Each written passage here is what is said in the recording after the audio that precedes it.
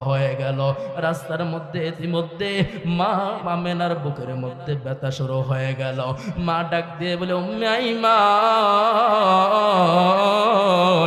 আমার কলিজার টুকরা সন্তানটাকে আমার বুকের উপর উঠাইয়া দে।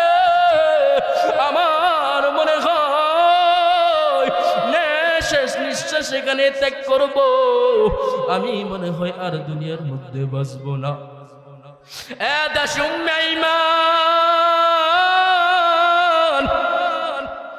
আমার সন্তান মুহাম্মদকে আমার বুকের উপর উঠাইয়া দে। আমি আমেনা মনে হয় আর বাঁচবো না, আমি আমেনা মনে হয় আর বাঁচবো না। মুহাম্মদ সাল্লাল্লাহু আলাইহি ওয়াসাল্লাম বা আমেনার গলা জড়িয়ে কান্না করতেছে।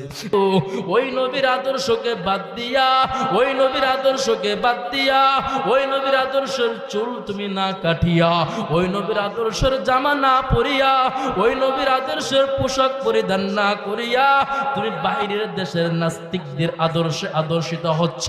তুমি নাস্তিকদের আদর্শে চুল কাটতেছো, তুমি বাইরের নাস্তিকদের আদর্শের পোশাক পরতেছ।